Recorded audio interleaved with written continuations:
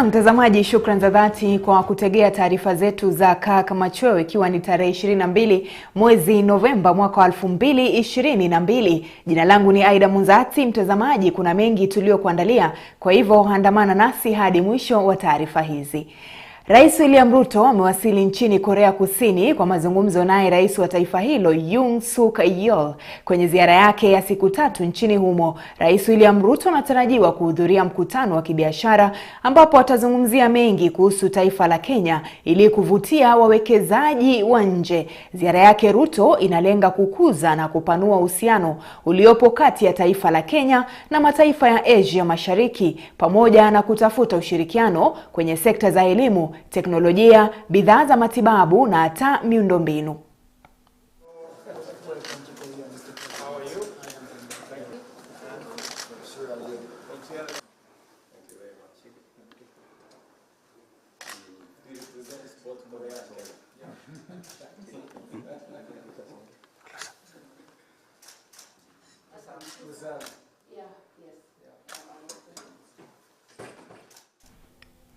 Na mtazamaji, turejee tena hapa nchini hadi kaunti ya Meru ambapo mswada wa kumtimua gavana wa kaunti ya Meru Kawira Mwangaza umefikishwa katika bunge la kaunti hiyo. Hoja hiyo iliyopata uungwaji mkono wa wawakilishi wadi 67 kati ya 69 wa bunge hilo unalenga kumbandua Mwangaza mamlakani, wakimtuhumu kwa makosa mbalimbali yakiwemo matumizi mabaya ya afisi, kuenda kinyume cha katiba na makosa mbalimbali ya uteuzi. Vincent Kerosi na kina cha taarifa hiyo.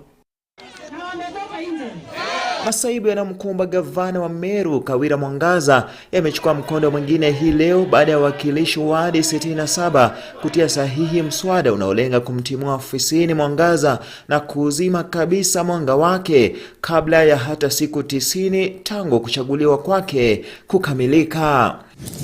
Honorable Speaker, I beg with the support of honorable members of the County Assembly of Meru, whose names and signatures are indicated in Annex 1 Year 2, to move a motion for the impeachment of Honorable Kawira Mwangaza, the Governor of Meru County, for 1. gross violation of the Constitution of Kenya 2010. Hoja hiyo iliwasilishwa na mwakilishi wadi wa Bogeta Magharibi Dennis Kiogora na kupokelewa na spika wa bunge hilo. Inamtaka Mwangaza kubanduliwa toka ofisini kwa madai ya kukiuka katiba, kukaidi sheria za kaunti na zile za uajiri, kubwa zaidi likiwa kumteua mmewe katika nyadhifa za serikali. The appointment of the husband to county offices, roadside appointment of county workers at Mau, roadside appointment of county workers at Nkubu, roadside appointment of county workers at Kianjai, contempt of court and illegal dismissals. Kiogora kupitia wakili wake Mudhomi Ndyankolu aidha amemlaumu gavana Mwangaza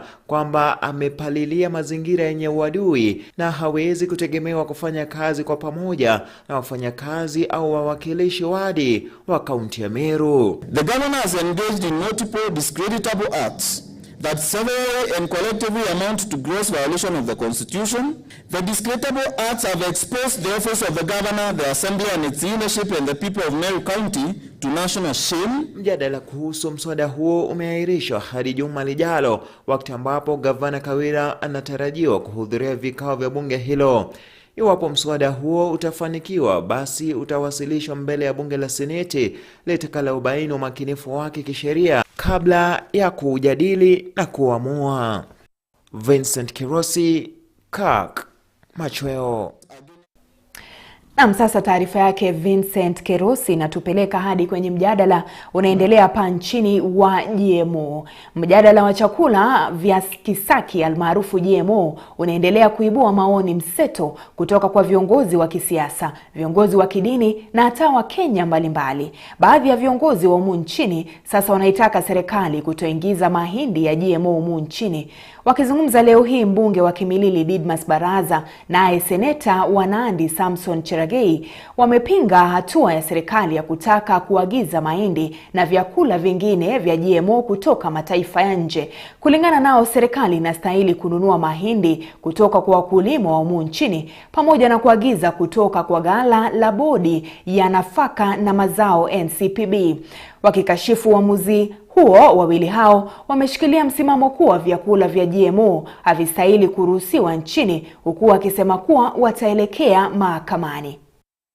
There is a deliberate move to continue killing the maize farming in this country, as was seen in the previous regime, where even the sugar sector and other farming sectors were killed, with necessary consultation with including stakeholders, but not limited to members of parliament.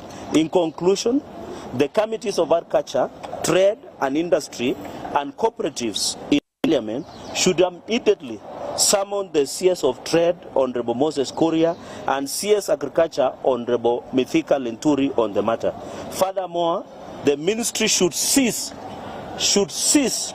the issuance of gazette notice to allow importation of 10 million duty-free bags or any other amount of maize into the country.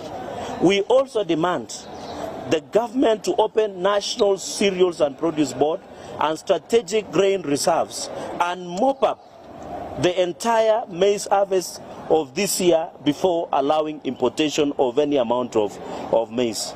Tuna mahindi ya kutosha katika mashamba, katika stores za wakulima wengi zaidi, na sheria inasema ya kwamba kwanza serikali ichukue yale mahindi yote, inunue yale mahindi yote, iweke katika strategic grain reserve. Kama haitoshi ndio watafute kununua mahindi nyingine. Hiyo mahindi kama ni ya kununuliwa ili kuongezewa, lazima ikuwe mahindi ambayo ni mahindi ya sawasawa kutoka Uganda, kutoka Tanzania, si lazima ikuwe GMO. Na kwingineko, kamati ya Seneti kuhusu afya imesema kuwa kulikuwa na utepetevu kwa kiasi fulani katika kumhudumia mtoto Travis Maina Kung'u aliyefariki katika hospitali ya rufaa ya Kenyatta kutokana na ufujaji damu uliotokana na rato kukwama kichwani mwake. Kulingana na kamati hiyo ni kuwa hospitali ya Kenyatta ilichukua muda mrefu, takriban saa 6, kabla ya kuanza kumhudumia mtoto Travis, na hospitali hiyo sasa pamoja na ile ya Mama Lucy zimepatikana na hatia.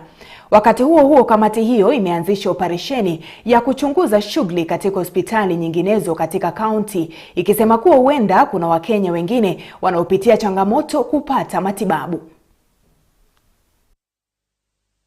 Admonishing Mama Lucy is one of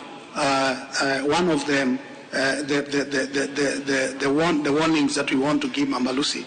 But we're also going to subject Mama Lucy into series of inspections to ensure that they comply and with the norms and standards, especially for emergency care, then to ensure that the organization of services, because we realize Mama Lucy services are not very well organized. In fact, the hospital, honorable members, it needs a total reorganization because there is total confusion in the movement of patient.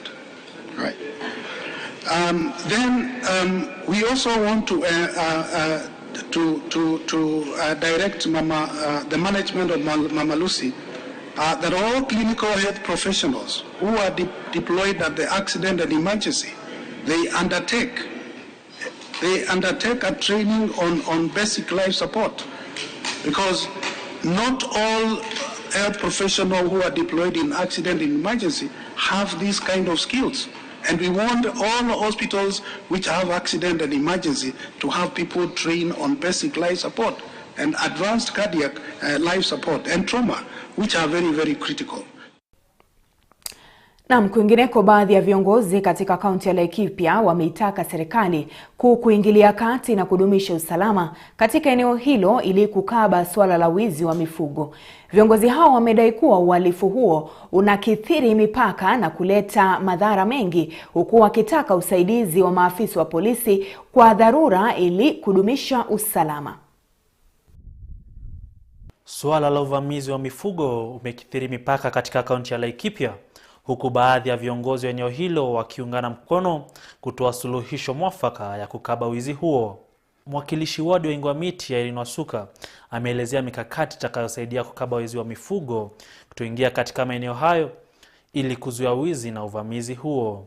Tuko katika mpakani, pahali sasa tunapakana na Saburu na Isiolo. Tunataka kuwekwa baria. Kama unatoa ng'ombe zako Saburu, Unaingia huko kwa baria, unaandikiwa risiti na kunakuwa na askari anataka kujua hizo ng'ombe zimetoka Samburu, sinaingiaje Laikipia, sinatoka Laikipia, sinaingiaje Samburu au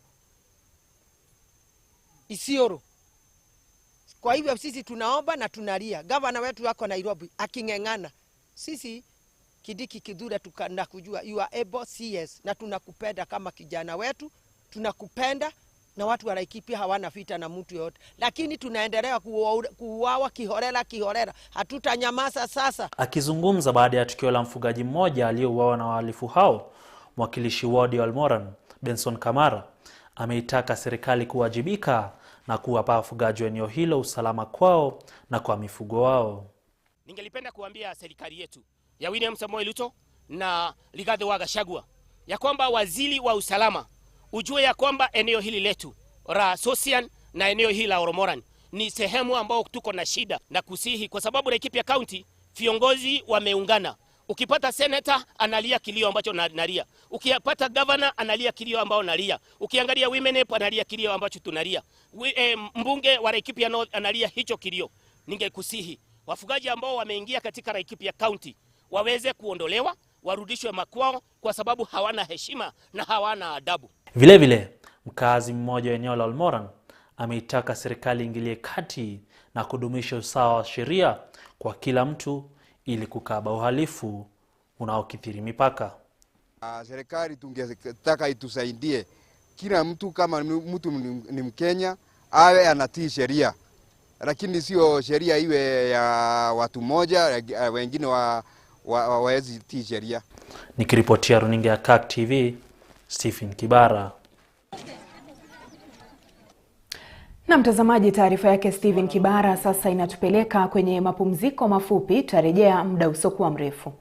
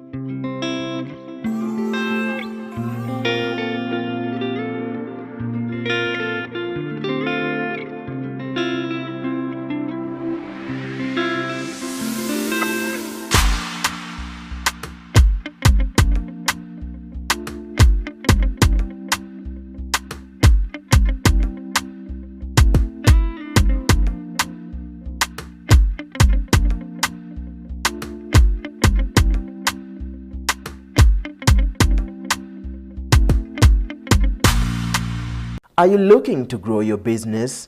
Kirk TV offers you a variety of advertising opportunities to suit your budget. Advertise with us today and reach your potential customers countrywide. For more information, email us on sales@kirktv.org or call 011 00 90 647.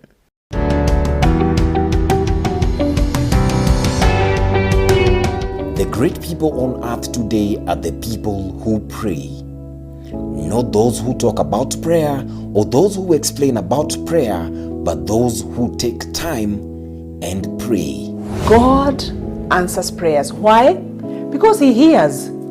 His ear is not deaf, so He hears our prayers. Men and women who go before God, we should be men and women of godly standards. Sure. So we abide. Yeah. So that we keep tapping from the source. And as we pray, it is important to tell God that your will be done in this prayer that I'm praying, or about this prayer item that I'm praying about. Not as I will, yes, this is my will, but let your will be done. In these changing times and seasons of uncertainty, who do you look up to? God keeps His part. Calm rain, calm sunshine. God is still committed. From one generation to another, and it's not like shifting shadows that He will change. But join Reverend Elizabeth Kimani and Henry Kyra every Wednesday from 8 to 9 p.m. live on Kirk TV for call unto me. 2021, he's still the same God and he has not changed.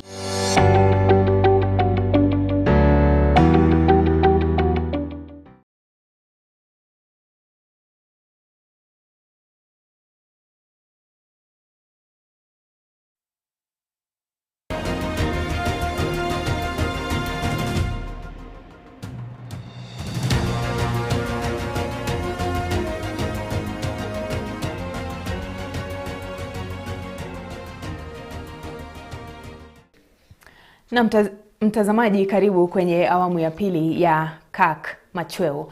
Taasisi ya utafiti wa kimatibabu KEMRI kwa ushirikiano na shirika moja nchini imeanzisha mpango wa kupunguza uchafuzi wa mazingira kutokana na mabaki ya nyumbani na kuhimiza matumizi ya kawi safi. Daktari James Mwitari kutoka KEMRI amedokeza kuwa zaidi ya watu zaidi ya 600,000 hufariki kila mwaka kutokana na maradhi ya kupumua yanayosababishwa na uchafuzi wa mazingira kutoka na shughuli za nyumbani. Various research and capacity building activities that are all targeted towards ensuring that communities and also institutions, not only public but even private institutions, transition from using polluting fuels such as charcoal, such as firewood, and even kerosene, to one's clean fuel of polluting fuels are responsible, attributable to various diseases that are leading to Kenya at the moment, losing 23,000 people. Na kwingineko, halmashauri ya NTSA imetoa wito kwa polisi, mahakama na kampuni za bima kuharakisha uchunguzi wa kesi zinazohusisha ajali za barabarani kabla wao. Hili linajiri NTSA ikiandikisha idadi ya juu ya ajali za barabarani kufikia Novemba mwaka huu ambazo zimeathiri wengi, huku wengi ambao wameweza kuathirika wakiwa ni watoto wa shule, waendesha bodaboda na wale ambao wanatembea barabarani. Ezaura Morin anatuarifu zaidi.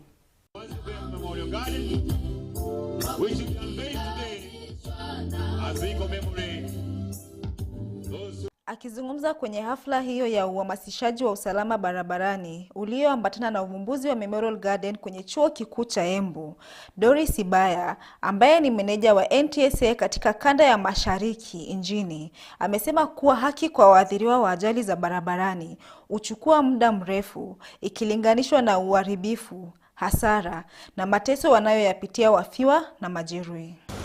The wheels of justice are at times too slow.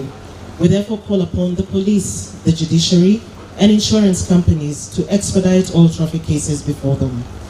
The burden of grief and stress experienced by these huge numbers of people is all the greater because many of the victims are young, many of the crashes could have been prevented, and response to road death and injury and to victims and families is often inadequate, unsympathetic, and at times even inappropriate to the loss of life or quality of life for the victims. Aidha, Sibaya amesema kuwa watoto wa shuleni, waendesha bodaboda na watembea kwa miguu ndio waathiriwa wengi.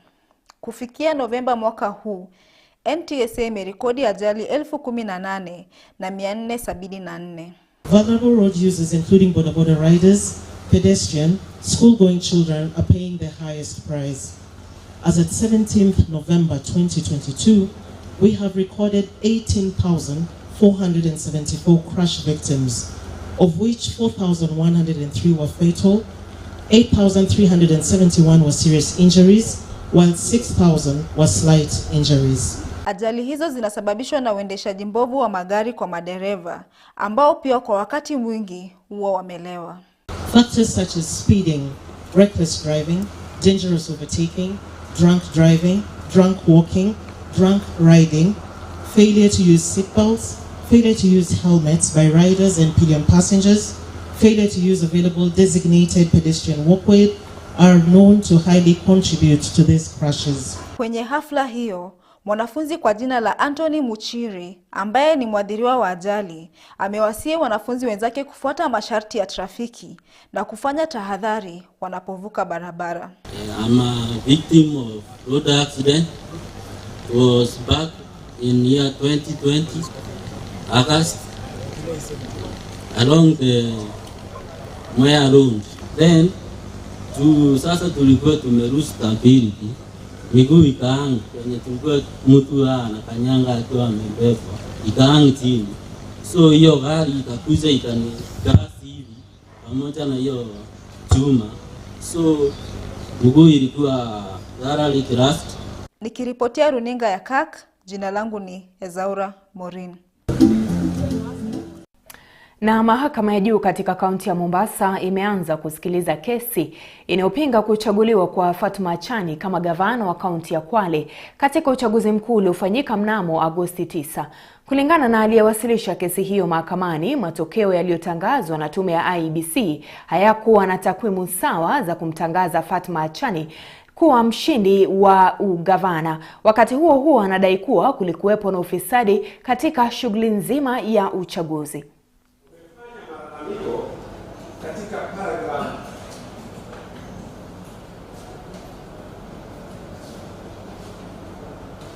for the witness to appeal. So that matter we do that as a commission. Na mimi nasema huo kweli, niliapa kwa petitioner awani ama mshitaki.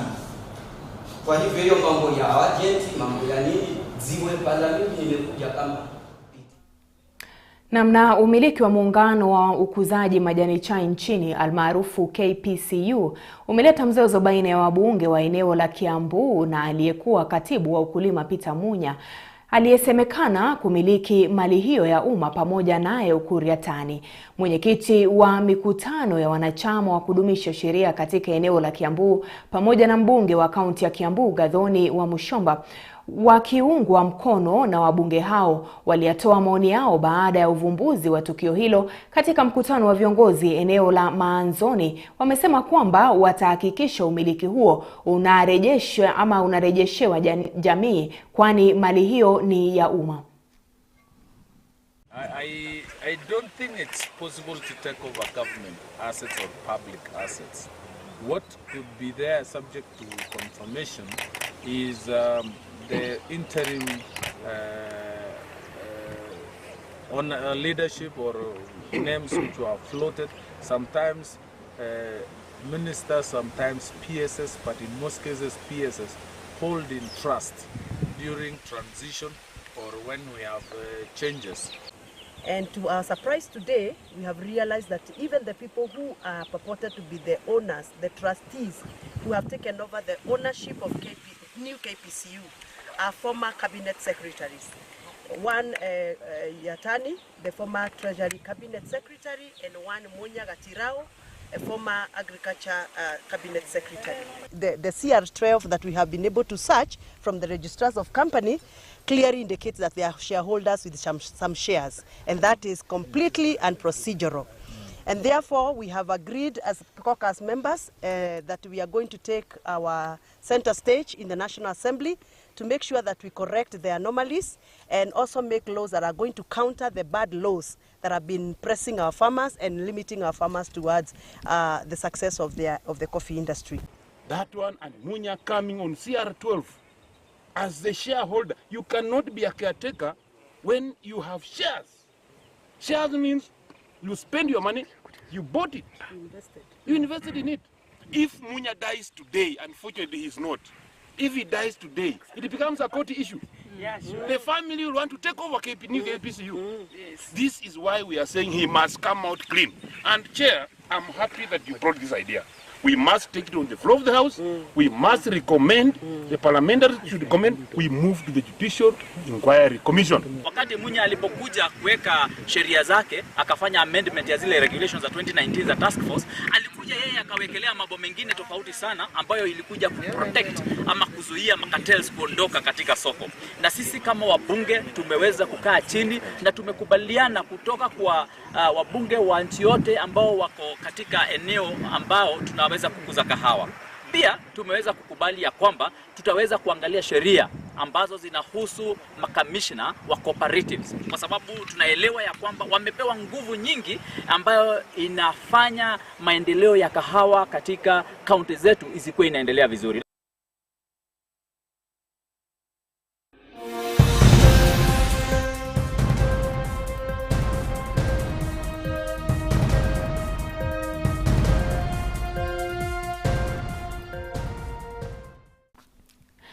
Naam, sasa michezoni mtazamaji, bila shaka ni taarifa kuhusiana tu na kombe la dunia ambapo taifa la Saudi Arabia limepata ushindi wao baada ya muda mrefu na kuhitimu alama 3 muhimu baada ya kuabwaga mibabe Argentina mabao 2-1 katika michuano ya makundi. Licha ya Argentina kukosa fursa kadhaa za kufunga bao katika kipindi cha kwanza, walitangulia uongozini kupitia fursa ya penalti lililofungwa na mshambulizi Lionel Messi katika dakika ya 10. Saudi Arabia walipata ushindi wao kutoka nyuma kupitia bao la kipekee la mshambulizi Saleh Al-Sherhi kutoka dakika la 48 na bao jingine la kiungo Saleh Al-Dosari katika dakika ya 5 baadaye.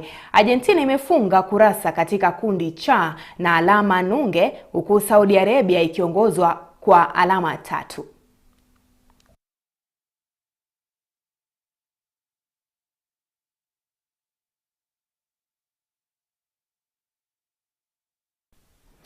Na mtazamaji, inaarifiwa kuwa ile mechi ambayo ilikuwa inaendelea kati ya taifa la Tunis na Denmark wametoka sare ya 0-0 mtazamaji. Ndio mwisho kabisa wa taarifa zetu za Kirk Machweo mtazamaji. Niite Aidah Munzatsi, tukutane tena Maulana akijalia na kutakia usiku mwanana.